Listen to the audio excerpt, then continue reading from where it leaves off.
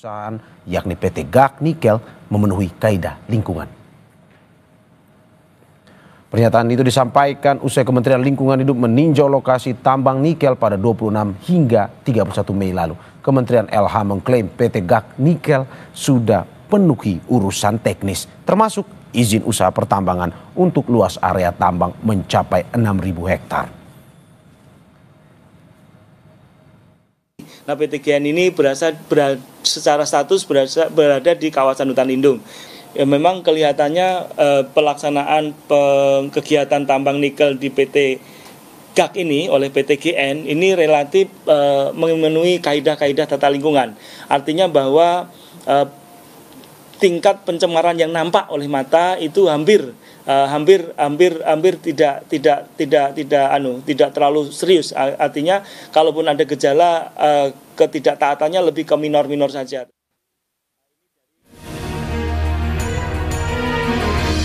Aktivitas tambang nikel di kawasan Raja Ampat, Papua Barat Daya memicu kekhawatiran potensi pencemaran dan kerusakan ekosistem. Mengutip foto citra satelit yang diunggah dari laman Instagram Harian Kompas, berdasarkan foto citra satelit 29 November 2015, belum terlihat pembukaan lahan di Pulau GAC. Kondisi yang sama juga tampak ada citra satelit yang diambil pada 19 Maret 2017. Namun, pada 2018, aktivitas pembukaan lahan mulai terlihat di pulau itu.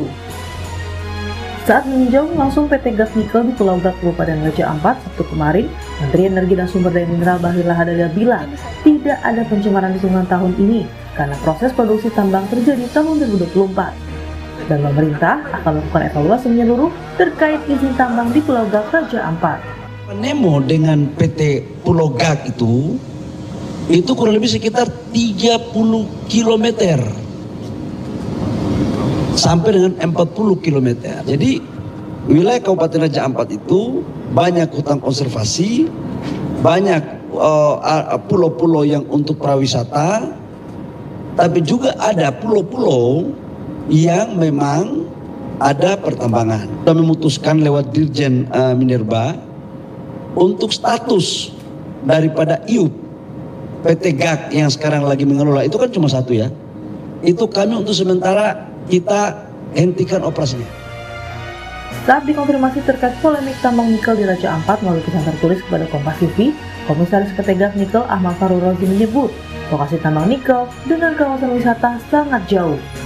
Farul Rozi juga bilang perusahaan taat kepada aturan dan ketentuan pemerintah untuk menjaga lingkungan. Sebelumnya, Greenpeace Indonesia mengkritik dampak buruk eksploitasi nikel di kawasan Raja Ampat, Papua Barat Daya. Data Greenpeace Indonesia menyebut, industri tambang nikel di Papua berdampak pada kerusakan lingkungan di sejumlah pulau kecil di Raja Ampat.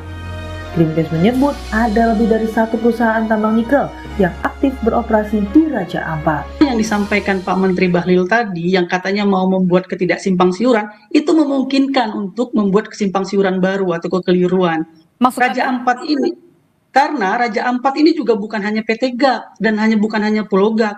Saat ini ada 5 izin yang aktif, yang izinnya diterbitkan oleh Kementerian ESDM. Ada Pulau GAC, ada Pulau KW, ada Pulau Manuran, ada Pulau Batangpele, dan ada di Waigeo Besar. Dan ini bukan cerita soal dia jauh dari lokasi pariwisata atau tidak. Undang-undangnya sudah jelas melarang bahwa pulau-pulau kecil itu dilarang ditambang. Putusan MK juga sudah jelas memperkuat peraturan perundang-undangan ini. Desakan untuk menghentikan tambang nikel di Raja Ampat, Papua Barat Daya ramai disuarakan. Di antaranya selebritas Nadine Chandrawinata dan Denny Sumargo yang mengunggah keindahan Papua dan meminta aktivitas tambang dihentikan demi menjaga kawasan geopark Raja Ampat dan ekosistem lainnya dari kerusakan tambang. Tim Liputan Kompas TV.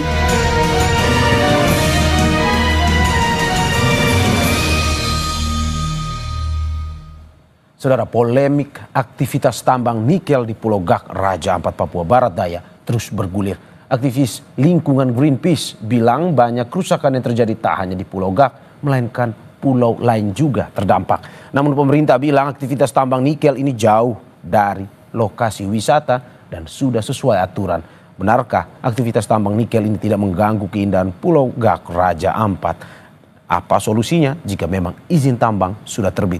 Kita bahas bersama sejumlah narasumber. Hadir di studio juru kampanye Hutan Greenpeace Indonesia Iqbal Damanik. Selamat pagi Mas Iqbal. Selamat pagi Mas Mario. Terima kasih Mas sudah jauh-jauh datang ke studio. Sama-sama, terima kasih. Dan melalui sambungan daring anggota Komisi 12 Fraksi PAN Totok Daryanto. Selamat pagi Mas Toto.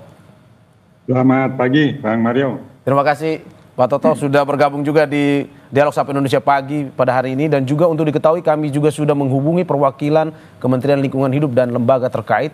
Namun hingga saat ini belum bisa bergabung karena masih mengkaji dengan beberapa ahli menyoal kegiatan penambangan ini. Saya sabar Mas Iqbal, sebenarnya kita sudah ngobrol dari tadi tapi saya ke Mas Toto dulu. Siap. Pak Toto, bagaimana dari DPR sendiri melihat tambang yang dilakukan? Teman-teman Greenpeace kemarin memberikan sejumlah aksi protes terkait dengan tambang ini. Ini hasilnya seperti apa? Apakah memang sudah mendengar sejak lama Komisi 12 atau bagaimana? Iya, mengenai protes dari Greenpeace itu sebetulnya kita sudah mendengar sudah lama, kita mengikuti, dan respon dari pemerintah saya kira juga cukup cepat, di mana Kementerian SDM dan Lingkungan Hidup juga sudah turun di lapangan. Dan sementara memberikan laporan-laporan hasil sementara dari peninjauan itu. Dan nampaknya saya lihat sekarang itu belum memuaskan bagi aspirasi publik ya. Jadi saran saya memang sebaiknya ada transparansi yang lebih terbuka ya. Dan mungkin melibatkan pihak-pihak yang stakeholder yang memberi masukan untuk melihat secara bersama-sama dan mendiskusikan secara terbuka. Nah, Komisi 12 sebagai mitra dari Lingkungan Hidup dan juga SDM akan sangat terbuka ya. Kalau perlu kita memfasilitasi adanya dialog terbuka itu supaya persoalannya menjadi clear. Karena sebetulnya persoalan tambang ini kan bukan persoalan baru di eranya Pak Bahlil sekarang ini ya. Ini adalah sejak zaman Presiden Soeharto ini malahan ini. Jadi sudah lama sekali ini. Dan sekarang ini muncul suara-suara publik tentang kekhawatiran terjadinya kerusakan lingkungan.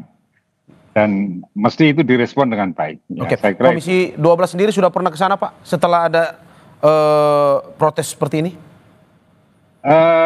Ini sekarang masih reses ya. Jadi saya kira nanti setelah kita masuk dalam masa persidangan akan segera minta diagendakan oleh pimpinan supaya ada peninjauan ke lapangan langsung gitu.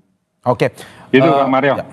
Oke. Pak Toto, kalau dari Komisi 12 sendiri melihat ini, kita to the point saja. Apakah memang dirasa ini merusak lingkungan di sekitar situ atau belum sebenarnya?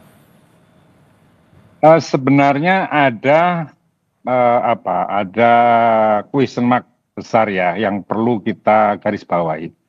Kita mau mengembangkan Raja Ampat ini sebagai apa? Ya. Kalau Raja Ampat mau dikembangkan sebagai daerah pusat wisata, saya kira memang eksploitasi harus dikurangi ya. Jadi pertambangan yang mungkin sudah beroperasi itu mesti diawasi dengan baik dan dibatasi kegiatannya supaya tidak menimbulkan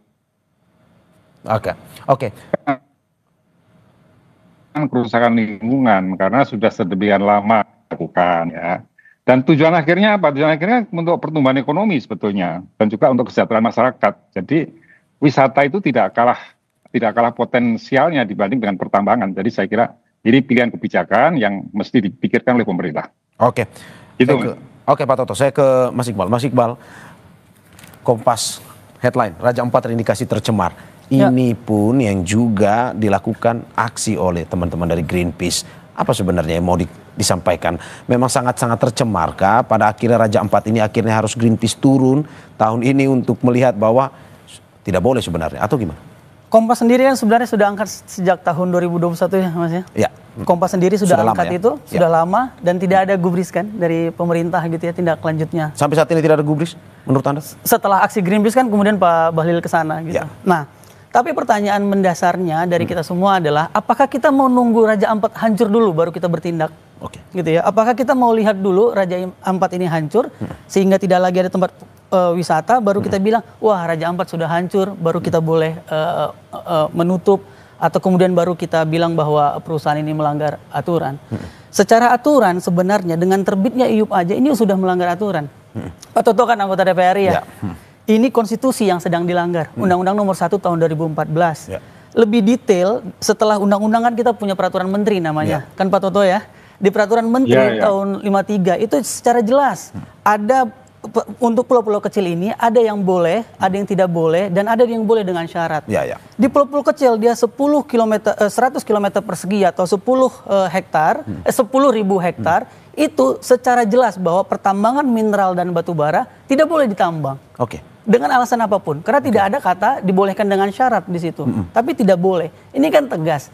Kenapa pemerintah sendiri, Pak Toto sendiri Komisi 12 ada undang-undang, tapi tidak menggunakan undang-undang yang ada. Tapi kan sebenarnya kalau dari Kementerian Lingkungan Hidup kemarin bilang bahwa undang-undang yang berlaku itu terkait dengan pertambang ini adalah undang-undang kehutanan. Kalau saya tidak salah, bahwa boleh tambang sebenarnya, tetapi memang ada aturannya.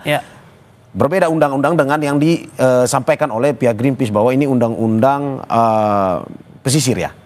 Yang memang melarang, apalagi luas Pulau Gak yang memang tidak sampai 1.000 ya. 10.000 hektar.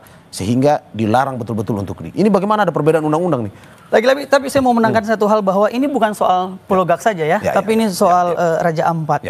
Inilah yang menunjukkan bahwa tidak ada orkestrasi kepemimpinan di pemerintahan Pak Prabowo. Karena ESDM-nya nerbitin, KKP-nya tidak boleh, LH-nya harus lihat dari sisi lingkungan, lalu kemudian kehutanan untuk lihat apakah itu kawasan hutan atau tidak. Ini kan udah jelas kawasan lindung. Kalau kemudian sudah jelas kawasan lindung, Kementerian Kehutanan punya hak untuk menerbitkan apakah penggunaan pemanfaatan kawasan hutannya, persetujuan penggunaan kawasan hutannya boleh diberikan atau tidak. Nah, kehutanan memberikan. Jadi sebenarnya dalam semua kontestasi ini atau konteks Raja Ampat ini,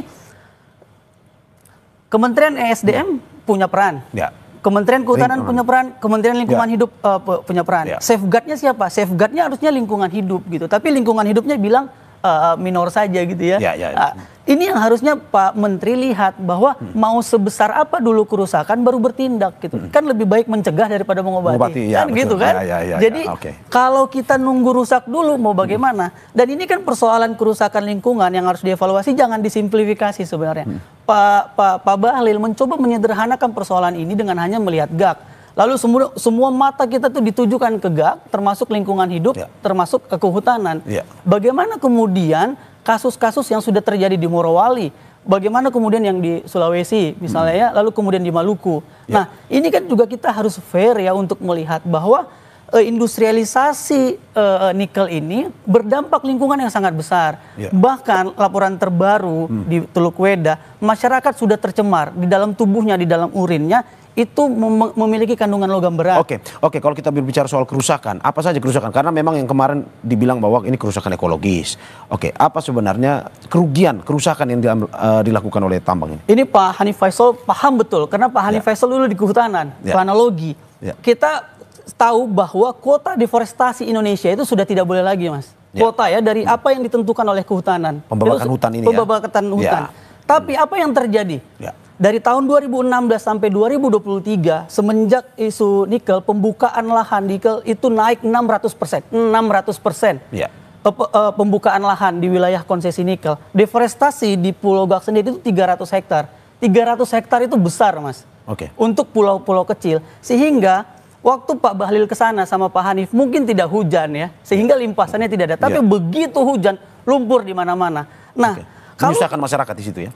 Apa, Mas? Menyusahkan masyarakat di situ. Menyusahkan masyarakat, tapi masyarakat kan memang kita harus akui bahwa Gak memberikan giat ekonomi di Pulau Gak. Karena itu pulau kecil sekali. Jadi aktivitas ekonomi itu memang digerakkan sama perusahaan ini.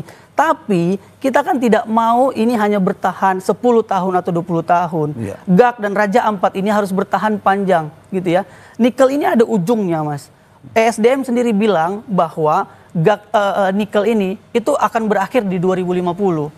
Artinya kalau ada anak yang lahir hari ini di Pulau Gak, 25 tahun, waktu dia umur 25 tahun, dia tidak akan merasakan keindahan Pulau Gak, dia tidak akan merasakan keindahan Raja Ampat, dan dia tidak akan merasakan kenikmatan ekonomi dari Pulau Gak. Anda mau bilang bahwa kalau 25 tahun lagi ini diteruskan, kita sudah mungkin tidak melihat lagi ada wisata di Raja Ampat termasuk di Pulau Gak itu? Betul, yang Anda wariskan dosa. Oke, saya ke Pak Toto. Pak Toto, bagaimana Anda melihat ada perbedaan aturan sebenarnya yang dikatakan oleh Mas Iqbal tadi? Greenpeace melihat bahwa Pulau Gak sebagai pulau kecil tidak boleh sebenarnya diambil dari aturan undang-undang pesisir. Tapi sedangkan KLH kemarin melalui konferensi pers yang dilakukan bahwa ini sebenarnya boleh kalau diambil dari undang-undang kehutanan. Aturannya berbeda. Menurut Anda seperti apa? Ya, ya sebenarnya khusus untuk ini ya, untuk Raja Ampat ya. Jadi saya ingin melihat spesifik ini di Raja Ampat ya. Tadi sudah saya sampaikan dan teman dari Greenpeace ini juga membenarkan kan bahwa sebetulnya kita mau mengembangkan Raja Ampat itu sebagai apa gitu. Ya. Jadi sebagai sebuah kawasan ekonomi itu dikembangkan itu sebagai apa? Kalau sebagai wisata tentu beda kebijakannya dengan sekarang ini. Jadi menurut saya perlu ada garis kebijakan yang jelas mengenai pengelolaan ekonomi untuk pengembangan Raja Ampat itu. Nah, saya cenderung bahwa ini sebaiknya dijadikan kawasan wisata karena kekayaan alam yang diakui dunia, dan karena itu ya fokusnya pada pengembangan yang kontekstual dengan wisata. Jadi pertambangan memang tidak cocok saya kira untuk daerah wisata.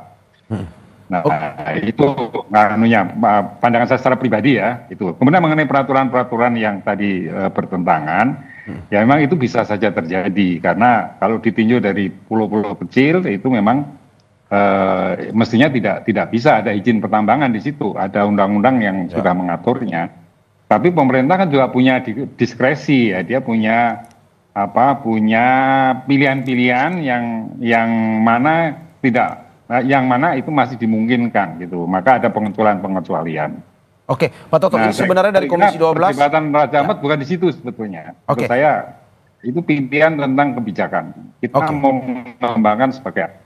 Oke Pak, kalau kita berbicara ini dari Komisi 12 sebenarnya ingin agar tambang nikel ini diberhentikan karena tadi lebih baik wisata atau sebenarnya boleh sebenarnya, tapi memang dengan aturan-aturan ataupun dengan rehabilitasi yang dilakukan lebih baik misalkan.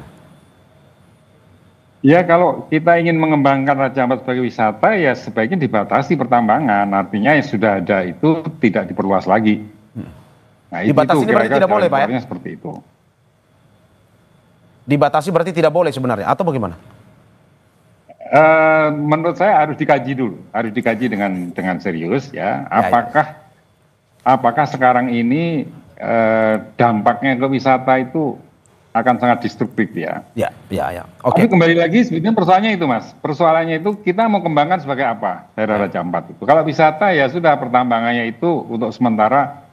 Karena ini sudah ada, tentu perlu ada kebijakan-kebijakan khusus bagaimana mengurangi mengurangi aktivitas pertambangan di situ, dan akhirnya nanti pasti juga perlu ditutup itu pertambangan yang ada di daerah Raja Ampat itu. Oke. Itu menurut saya. Oke, saya ke Mas Iqbal. Saya sebenarnya bisa menangkap maksudnya Pak Toto. Dalam arti begini, kalau kita melihat bahwa ini sangat merusak lingkungan. Di salah satu sisi pertambangan perlu khususnya di Raja Ampat yang memang destinasi wisata menjadi yang utama, perlu dikembangkan sebenarnya wisatanya ini. Tetapi kita juga tidak boleh lupa bahwa ini adalah program pemerintah, bahwa hilirisasi nikel ini juga perlu dijalankan. Dari Greenpeace sendiri melihat bahwa wisata ada program pemerintah juga hilirisasi nikel. Bagaimana melihat? Lingkungan tuh selalu memang. Mas Aryo, ya, Bung Aryo. Jadi ini kan bukan peristiwa yang terjadi sesaat sekarang kan. Ya. Ini sudah sejak masa era pemerintahan sebelumnya. Ya. Nah, kalau kita menghentikan tanpa alasan dan tanpa solusi, saya kira itu dampaknya bagi investasi kan juga akan sangat negatif. Ya. Jadi itu masalahnya. Oke. Kalau ini barang baru yang baru disusun sebuah kebijakan untuk merencanakan pengembangan daerah, ya saya setuju ini wisata aja, nggak perlu ada pertambangan. Tapi masalahnya ini sudah dosa bersama, dosa masa lalu yang diturunkan sampai sekarang. Ya. Jadi disitulah pentingnya kita mencari solusi gitu loh. Kalau langsung ditutup seketika menurut saya juga tidak bijak karena nanti akan mengganggu iklim investasi kan. Ya, tapi untuk diteruskan juga tidak bisa karena ini daerah wisata. Nah itulah yang perlu dicari solusinya sebaik-baiknya. Ya, dari Mas Iqbal sendiri? Iya, harusnya kita sudah mulai berhenti ya untuk membenturkan antara pembangunan dan lingkungan. Karena ada banyak solusi kayak tadi pariwisata, salah satunya karena ada potensi pariwisata. Jadi ada fokus untuk melihat bahwa apa yang harusnya dilakukan oleh pemerintah. Tapi sering sekali ketika pemerintah misal mari kita kaji dulu. Kalau wisata ya infrastruktur wisatanya dikembangkan menurut saya. Oke, Pak Toto ditahan sebentar. Ya. Saya kasih kesempatan buat Mas Iqbal. Yang menjadi ketakutan kita karena kita kan trust issue nih ya sama pemerintah gitu ya. Dan kita memang kritik pemerintah gitu. Jadi ketika dilakukan kajiannya mau bagaimana ini? Mau kajian untuk pro terhadap lingkungan atau undang-undang KKP-nya nanti yang diubah gitu ya. Jadi undang-undang perlindungannya yang mau diubah. Jadi kita memang harus fokus mana yang mau kita lindungi gitu. Jauh daripada itu, yang perlu kita pahami bahwa industri ekstraktif ini itu ada batas waktunya.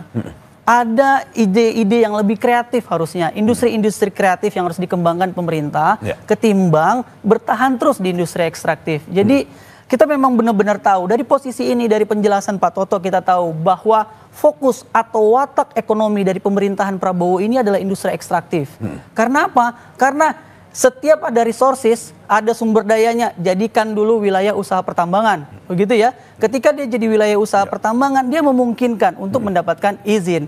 Setelah itu kita lihat apakah Kementerian Kehutanan memperbolehkan, apakah Menteri Lingkungan Hidup memperbolehkan. Aturannya begitu ini Mas sekarang, value chain dari industrialisasi nikel ini. Jadi izin induknya, saya bilangnya izin induk ya, permitnya ini adalah izin usaha pertambangan. Setelah perusahaan mendapatkan izin usaha pertambangan, lalu kemudian kehutanan, mereka mengajukan izin kehutanan, mereka mengajukan izin ke lingkungan dan izin-izin lainnya gitu. Jadi wataknya adalah ekstraktif terlebih dahulu, baru tourism berikutnya gitu. Jadi kita nggak punya imajinasi tentang bahwa Indonesia ini bisa maju tanpa industri ekstraktif. Oke, tapi kan dari tadi Pak Toto mengatakan bahwa ini sebenarnya dosa masa lalu. Dalam arti bahwa kemarin ada langkah dari Menteri SDM mengatakan bahwa ini diberhentikan sementara dulu. Betul. Untuk melihat dikaji dulu dan segala macam. Nah, karena kalau misalkan mungkin terlalu kaget akan juga berdampak juga kalau misalkan diberhentikan. Nah, menurut Anda Bang? Maka ketika kita tahu ini dosa masa lalu, bertobatlah. Gitu kan? Kalau udah berdosa maka bertobat. Jangan lakukan dosa dua kali gitu kan Bang. Jadi kalau kita udah tahu ini dosa maka kita bertobat. Yang kita lakukan adalah bagaimana kemudian investasi PMA, ini kan BUMN ya, investasi BUMN ini berpikir mana yang lebih penting gitu ya. Ini kan BUMN gitu ya. BUMN bisa bilang, nah tapi Mas lagi-lagi saya nggak mau kita geser hanya Pulau Gak saja. Ada 5 izin yang saat ini aktif di Raja Ampat. 5 izin ini aktif sekarang itu berdasarkan Kementerian SDM. Nah bagaimana? Ini kita sekarang bicara soal GAK, bicara soal investasi. Ini izin-izin, 4 izin-izin lainnya itu adalah izin yang terbit dari tahun 2013 sebagian besar, lalu kemudian mereka habis tahun 2033. Dan mereka tadinya ya, Greenpeace menemukan tadinya sekitar tahun 2022 itu hanya 2 izin yang aktif di Raja Ampat. Tapi sekarang ada 5 Pak. Jadi ada izin-izin baru yang direaktivasi kembali gitu. Jadi jangan bilang karena ini dosa masa lalu di Pulau Gak, sehingga mata kita ke Pulau Gak, kemudian kita teralihkan bahwa ada 4 izin yang mungkin terbit. Satu lagi Bang, ada PT di YGO besar yang baru saja reaktivasi kembali atau aktif itu tahun ini, sekitar Februari, Maret, April 2025. Gitu ya. Dan kita punya bukti untuk itu. Greenpeace akan keluarkan tanggal 12. Tanggal 12 ini ya. Oke, Pak Toto, bagaimana melihat bahwa dari Greenpeace punya riset melihat pemerintahan saat ini eksplorasi dulu baru urusan lingkungan, berpikirnya seperti itu sekarang, padahal harusnya dibalik. Nah, menurut Anda seperti apa? Ya, kita melihat Indonesia ini kan nggak bisa hanya sepotong itu dari satu sisi saja kan. Ya, apapun dikatakan, kenyataannya negara kita ini kaya sumber daya alam, jadi harus dikelola, harus dieksplorasi dan harus dieksploitasi supaya itu ada manfaat untuk masyarakat kita. Jadi itu nggak boleh diabaikan. Jadi kita nggak bisa mengatakan pemerintah ini punya karakter sangat ekstraktif misalnya gitu. Ya memang harus ekstraktif, gimana tidak? Kita punya tambang kok. Kan daerah lain tidak punya tambang. Masalahnya bagaimana tambang itu dikelola dengan baik. Itu. Oke. Nah, jadi Tapi kembali ke Raja Ampat itu sebaiknya dikembangkan infrastruktur pariwisatanya yang lebih dikembangkan, bukan pada aspek pertambangannya. Pertambangannya itu dicoba diatasi dengan cara pendekatan yang baik dari pemerintah, karena ya kalau dikatakan itu bertobat, ya bertobat itu kan dalam arti harus diterjemahkan di dalam prosedur dan lain-lain. Jadi nggak bisa seketika stop gitu, itu nggak bisa dong. Ini bukan pertobatan ini pertobatan yang langsung berhenti gitu, nggak mungkin kan. Kan ini sudah sesuatu yang sedang berproses gitu. Dan pertanyaannya kita percaya saja, itu nanti komisi akan mengawasi dengan baik. Dan pertanyaannya bagaimana ke depan bahwa boleh eksplorasi ini, tetapi yang pada akhirnya tidak merusak lingkungan atau ada rehabilitasi yang mendukung pada akhirnya lingkungan ini tidak seperti yang terjadi saat ini, seperti yang dikatakan oleh Greenpeace. Yes, sebelum dijawab Pak, kita saksikan jeda berikut.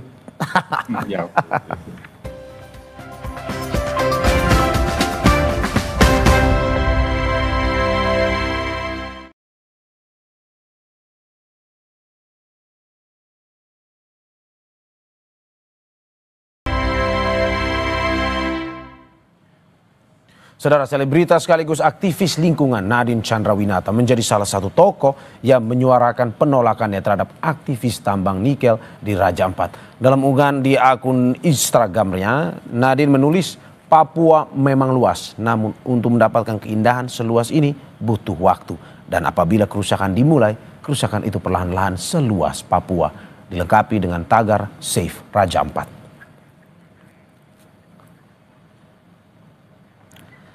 Selain Nadine Chandrawinata, mantan pebasket sekaligus selebritas Denny Sumargo juga mengunggah foto saat ia berada di Raja Ampat.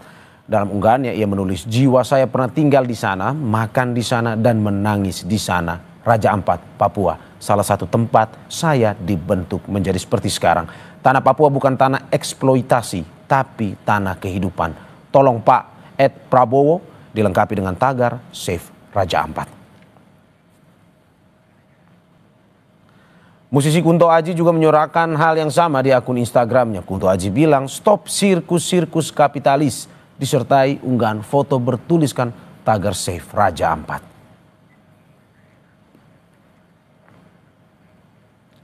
Kita lanjutkan dialog kita bersama Mas Iqbal dari Greenpeace dan juga Pak Toto dari DPR RI. Saya sepertinya lagi bermasalah komunikasi, saya ke Mas Iqbal. Mas Iqbal, bagaimana melihat bahwa sustainability-nya, apakah sebenarnya dari Greenpeace, ini kita to the point saja nih, boleh atau tidak melakukan tambang di Indonesia, terutama juga di Papua? Pertanyaan boleh atau tidak dari sisi Greenpeace adalah harusnya penghormatan terhadap lingkungan hidup dan orang yang tinggal di dalamnya itu adalah hal yang harus diutamakan. Gitu. Apakah lagi-lagi dibenturkan dengan misalnya negara maju? Apakah ada negara maju yang tidak punya tambang? Ada. Jadi apakah kemudian industri ekstraktif satu-satunya untuk membuat negara maju? Tidak gitu. Jadi ini membutuhkan imajinasi kita gitu ya. Imajinasi, kreativitas untuk mengatakan bahwa apa industri yang harusnya dikembangkan. Tapi lagi-lagi ya, apakah kita mau hari ini bulan Mei akhir itu saudara-saudara kita ada 11 orang yang ditangkap di Mambasangaji karena dia mempertahankan tanahnya dari nikel. Apa kita mau begini terus? Konflik di mana-mana. Begitu hujan banjir. Yang perlu kita ingat juga Mas, krisis iklim ini udah di depan mata. Dan tidak bisa kita bantah bahwa kita adalah korban dari sini. Negara-negara Pasifik sudah berjuang karena mereka pulau-pulau kecil. Harusnya kita punya empati sebagai negara yang memiliki pulau-pulau kecil di wilayah timur Indonesia terhadap orang-orang yang di wilayah Pasifik. Ini sebenarnya sebuah dikotomi yang sangat menyedihkan karena korban pertama dari krisis iklim adalah tenggelamnya pulau-pulau kecil. Dan ketika tenggelamnya pulau-pulau kecil ini atau pulau-pulau kecil ini mulai hilang, yang dirugikan adalah masyarakat yang tinggal di dalamnya. Apakah sudah ada buktinya? Sudah ada. Beberapa negara-negara di Vanuatu, di Samoa, itu sudah banyak yang mulai terendam. Daratannya sudah mulai banyak hilang. Nggak cuma di Samoa, di Jawa. Di Jawa, di wilayah Pantura, ada satu desa namanya Timbul Seloko, itu sudah mulai terendam oleh air rob. Ini situasi yang lebih besar. Ini karena eksplorasi tambang tadi ya? Iya, karena eksploitasi tambang, karena industri ekstraktif sehingga emisi. Dan Indonesia adalah salah satu negara yang berkomitmen dan telah meratifikasi Paris Agreement. Gitu Mas. Oke, bagaimana dengan kita ini tarik garis lurus dengan keinginan pemerintah bahwa hilirisasi ini tetap berjalan, bahwa oke, ini ada kekayaan alam Indonesia yang perlu dimanfaatkan, tetapi memang untuk kesejahteraan masyarakat. Di satu sisi Greenpeace menolak betul bahwa eksplorasi tambang ini memang harus digantikan dengan kekayaan alam yang memang bisa dimanfaatkan. Nah, sustainability-nya seperti apa? Konstitusi kita pasal 33 sudah jelas bilang bahwa kebermanfaatan untuk semua warga negara toh. Jadi kalau seandainya itu tidak bermanfaat, ada orang yang dirugikan, apa kita mau begitu terus? Gitu ya. Papua bagian dari Indonesia. Dan Pak Toto tadi bilang kita tidak bisa melihat Indonesia secara sepenggal-sepenggal. Iya, karena kita tidak bisa melihat secara sepenggal-penggal sehingga kita tidak bisa mengorbankan orang yang tinggal di hutan, orang yang tinggal di pulau, yang bergantung dengan hutan dan lautnya atas nama pembangunan dan hilirisasi. Kita bilang, apa sih manfaatnya tambang-tambang ini gitu ya? Nelayan makin susah cari ikan. Dan ini nggak cuma PT GAK gitu ya. Raja Ampat bilang, di Raja Ampat masih bagus, masih bisa cari ikan. Iya, kita tahu ekosistem Raja Ampat itu surga. 75% spesies terumbu karang di dunia ada di Raja Ampat. Gitu. Tapi kalau kita terus berpikir tentang ekstraktivisme, yang bisa kita lakukan adalah bagaimana semua ini, yang akhirnya terbayangkan bagi kita adalah bagaimana semuanya ini diambang kehancuran. Tapi kan kita makanya juga Greenpeace menyebut ancaman. Kita nggak bisa mengelak gitu ya Bang. Kita benar-benar tidak bisa mengelak bahwa kita tidak bisa kembali ke gua, bahwa kita tidak menggunakan listrik, kita tidak menggunakan alat-alat yang membutuhkan nikel dan baja dan stainless steel. Tapi mari kita berpikir, kita tidak bisa mengorbankan manusia yang tinggal di dalamnya. Kita ini terlalu antroposentris berpikir bahwa manusia adalah segala-galanya yang perlu diselamatkan. Tapi kan kita bisa melihat bahwa tidak dipungkiri ada perusahaan-perusahaan juga yang mungkin melakukan tambang, tapi juga melakukan rehabilitasi yang baik juga. Misalkan merawat lingkungan kembali, sehingga apa yang dulu digali, dieksplorasi oleh mereka pada akhirnya bisa pulih. Bagaimana Anda melihat itu? Betul. Ada reklamasi. Bahkan Pulau PT GAK mengatakan mereka melakukan sekitar 100 hektar. Tunjukkan sama kami atau sama publik di mana ada reklamasi yang berhasil, yang bisa mengembalikan ke ekosistem awalnya. Di mana di Indonesia atau di dunia ini yang betul-betul bisa mengembalikan ke ekosistem awalnya. Makanya Mas, aktivitas pertambangan ini MK menyebut ini sebagai sebuah kegiatan atau aktivitas yang berdampak secara luas terhadap ekosistem. Sehingga MK juga memutuskan, MK 35 tahun 2023 memutuskan bahwa tidak boleh mempertegas, keputusan MK mempertegas bahwa tidak boleh ada tambang-tambang di pulau kecil. Karena aktivitas pertambangan ini adalah aktivitas yang memiliki dampak kerusakan yang sangat besar. Menurut Anda ini destruktif dan tidak bisa dikembalikan? Tidak bisa dikembalikan. Ada riset yang membuktikan bahwa untuk menumbuhkan mereklamasi di pulau-pulau kecil itu lebih sulit daripada di pulau-pulau besar, di pulau besar atau daratan besar. Kenapa Mas? Karena untuk menumbuhkan pohon di pulau-pulau kecil ini belum dia besar, dia udah terbangkan angin. Itulah mengapa kita ingat, kalau kita tahu semua bahwa kalau kita naik gunung di puncak yang ada perdu kan Mas ya. Karena apa? Karena angin kencang, susah tumbuh besar. Makanya orang sering bilang begini, hutan di Raja Ampat itu kecil-kecil pohonnya. Betul, karena itu memang ekosistemnya tidak bisa dibayangkan dengan hutan besar tropis di wilayah daratan Papua besar gitu. Sehingga kita tahu alam saja sangat sulit untuk menumbuhkan pohon ini, dan itu umurnya udah ratusan tahun bahkan ribuan tahun sebelum manusia ada mungkin gitu ya. Dan kemudian kita datang tebang, terus kita bilang kita masih bisa tanam ini. Makanya saya bilang tadi, buktikan di mana ada reklamasi yang memang betul-betul berhasil, yang mampu mengembalikan ke ekosistem awalnya. Ini ibaratnya harimaunya sudah pergi, sudah tidak ada, kita ingin hidupkan kembali harimaunya. Jadi sesuatu yang tidak mungkin. Sehingga bukan berarti begini Mas, angkat kaki semua perusahaan-perusahaan tambang ini. Tidak begitu, tapi kita harus berpikir adalah bagaimana kemudian masyarakat tidak tercerabut dari akarnya, alam tidak rusak begitu, dan kita tetap berpikir tentang ekosistem ini penting untuk keberlanjutan umat manusia dan keberlanjutan bumi ini agar kemudian dia layak untuk kita tinggalin.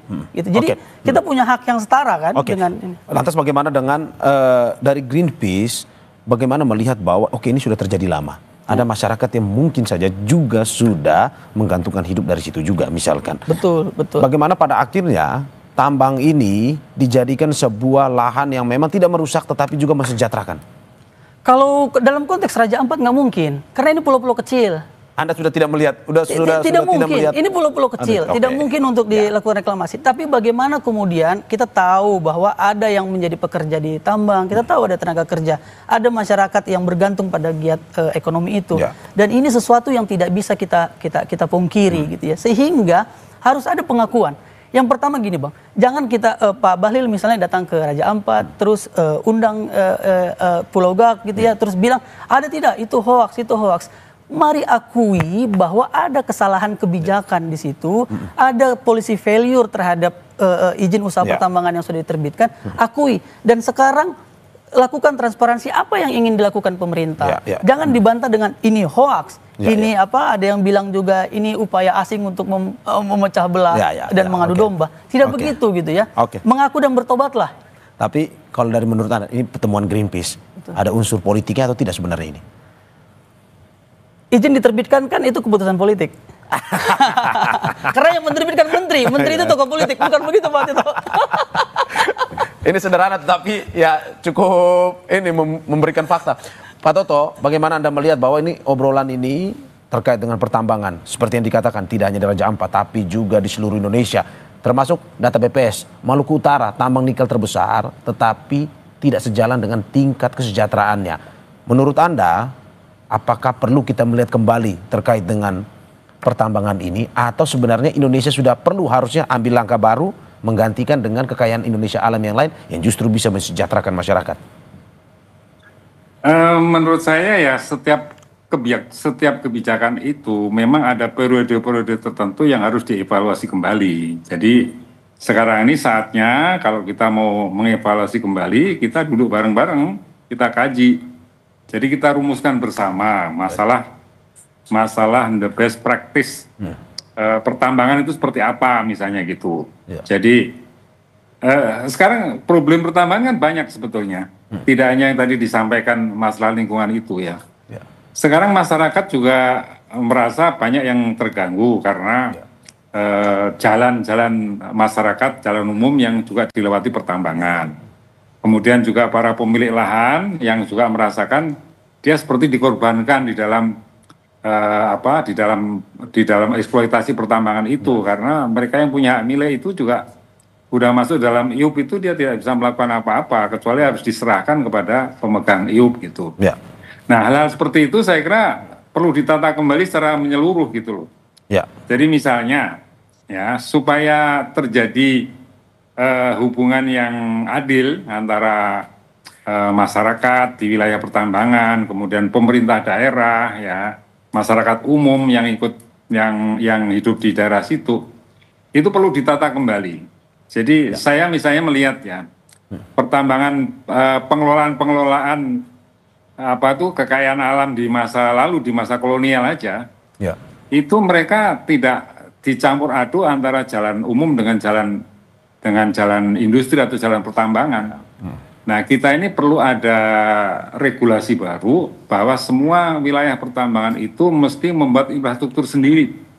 Dan dari situ sebetulnya bisa di-create itu menjadi bagian dari proses distribusi ekonomi yang adil dengan daerah. Misalnya daerah punya kewenangan membangun jalan-jalan pertambangan.